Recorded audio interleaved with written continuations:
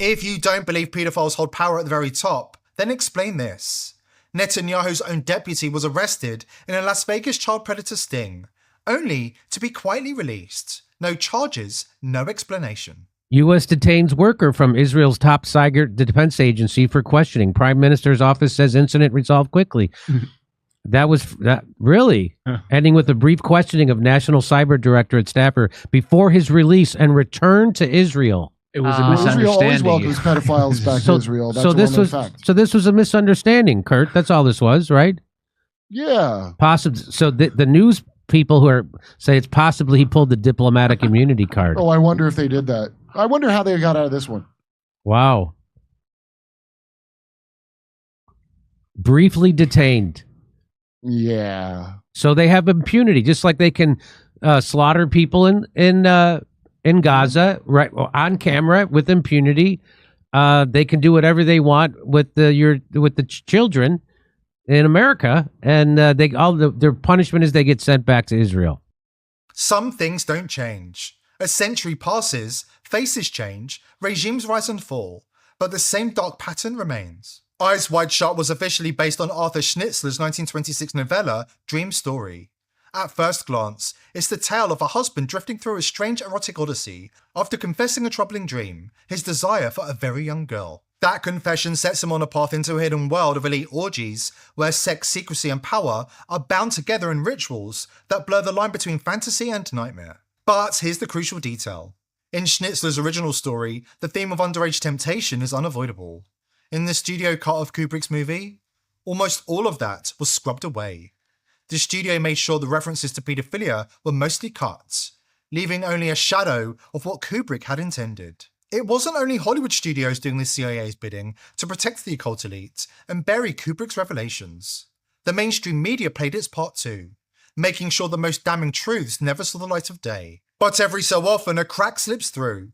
During an interview in Los Angeles, while promoting HBO's Big Little Lies, Nicole Kidman let slip the real theme at the heart of Kubrick's final film. Stanley Kubrick claimed that the world is run by pedophiles, according to Nicole Kidman, who revealed the reclusive director taught her how the world works and who's really in control behind the scenes while filming Eyes Wide Shut. Stanley told me the world is run by pedophiles, Kidman said. He studied secret societies his whole life. He was fascinated by them. And he said the elite, the top secret societies, they are full of men with certain predilections. They are tied together, sort of bonded by paedophilia. They all know each other's dark secrets. There is no way out for any of them. It's a lifetime bond. Even if one of them wanted to go straight, repent, so to speak, he can't. His peers will bring him down. They are in it until death, driving the world to ruin. Asked if Kubrick's knowledge of secret societies and their darkest secrets had anything to do with his death, Kidman raised an eyebrow and said that's not a question I can answer here. Though maybe I could, none of you in the media would be allowed to print it, would you? The men who own your companies wouldn't allow it to get out. And that became a self-fulfilling prophecy. The media refused to print a word of what she said about that dangerous topic. And the few outlets that dared, they were ruthlessly attacked by so-called fact-checkers and wiped from social media, erased just like Kubrick's original cut. But the truth has a way of forcing itself to the surface. Years after Kubrick's death, former CIA officer Robert David Steele passed a massive trove of files to the People's Voice. Steele had been a long-time ally in the fight to reveal what the elites wanted hidden. He trusted us with the material, but on one condition: that it would only be published if something happened to him. And eventually, it did. When Steele died in 2021, we mourned a friend, but we also understood what his mission demanded of us: expose the pedophiles, bring them to justice, and save the children. His case notes were clear. The CIA ordered Kubrick's assassination. It was both a warning to others, Tarantino included, and a way to stop Kubrick from pushing for the full release of his final uncensored masterpiece. So, who carried it out? According to Steele's files, the man responsible died in 2020. Before he passed, he left behind a deathbed confession. One Steele made sure was recorded, preserved, and meant for the world to hear. The weight of his guilt had become unbearable. He wasn't just CIA, he was embedded in the film industry itself, working undercover to steer projects from the inside. And he had infiltrated the Magic Circle, a secretive order of elite magicians, led by President David Berglas, with long-standing CIA ties. Among its honorary members, none other than King Charles himself. According to the confession, it was there that Stanley Kubrick met his end. in a ritualistic ceremony, staged as both an execution and warning. I was never supposed to tell this, but I can't carry it anymore. My life was lies, and one of those lies was Stanley Kubrick's death. I was recruited young, barely 20. They wanted fresh faces for the film industry. Kids who looked like they belonged on set, not in Langley. That's how they do it. Blend in, observe, influence.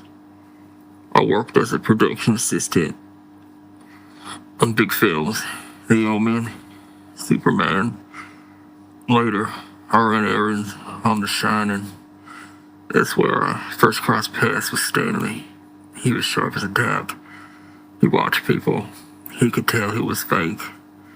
I remember one time he looked straight through me and said, "You're not here for the film, are you?" He smiled when he said it. My blood ran cold. He knew.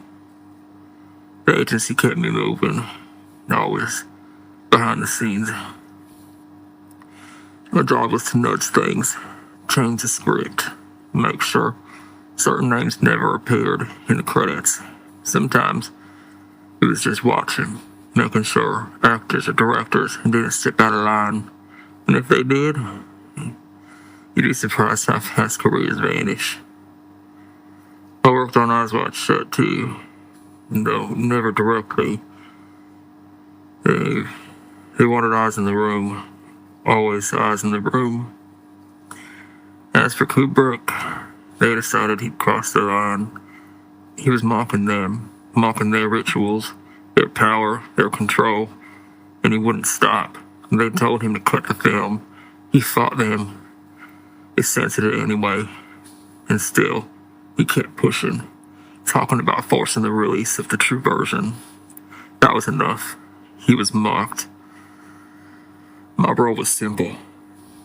I was told to deliver him, to take him to the Magic Circle building in Houston. He thought he was meeting Burgess, David Burgess, magician, an old friend, someone he trusted, but Burgess was already deep in their pocket. I never imagined what was about to happen. I thought maybe an overdose or a stage accident. But when they pulled him inside that chamber, with the symbols on the floor and the chanting, I knew it was different. It wasn't an execution. It was a ritual. They held him down. He was terrified, but he didn't scream. He kept staring at Burgess like he couldn't believe the ritual. Then the blade came down. They cut his chest open while he was alive. Pulled his heart out with their hands, holding it up like some kind of trophy. I'd seen a lot of death in the agency, but nothing like that. Nothing that obscene. The coroner wrote, "Heart attack." And technically, he wasn't wrong. Kubrick did die without a heart. They still have it, preserved, below the Magic Circle in London, like a prize. I didn't take part in the ritual. I couldn't. I only delivered him. But that doesn't absolve me. I was part of it, and it's haunted me every day since.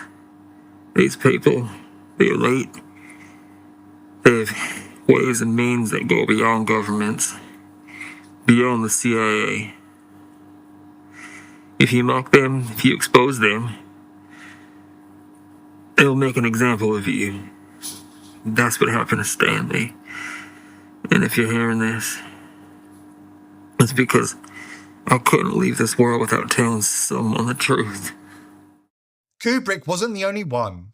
Hollywood has a trail of bodies behind it. Artists who got too close to the truth. Brandon Lee was shot on the set of The Crow in 1993, killed by a prop gun that somehow fired a live round. Officially an accident. But his father Bruce Lee had already died mysteriously, and Steele's files suggest Brandon was under surveillance for the theme of death, rebirth, and corruption in that film. Like Kubrick, he was silenced. Fast forward to 2009, David Carradine, found dead in Bangkok, bound and hanging in a hotel closet. The tabloids laughed, called it autoerotic asphyxiation. But Carradine had been talking about secret societies, about Hollywood's ties to intelligence. His death was ritualized humiliation, another warning. And then there's Quentin Tarantino. Carradine's last big role was in Tarantino's Kill Bill, a film loaded with ritual symbolism. Carradine played the cult leader, the man behind the mask. And after that, he ended up dead. And Tarantino? Whenever Eyes Wide Shut comes up, the most talkative director in Hollywood suddenly shuts his mouth. Kubrick mocks them, Carradine exposed them. Tarantino knows what happens when you get too close. Here at The People's Voice, we're determined to continue exposing the crimes of the elite, but we need your help. Subscribe to the channel, tell your friends and family about us, and join the People's Voice Locals community for exclusive and uncensored content. We can't do it without you.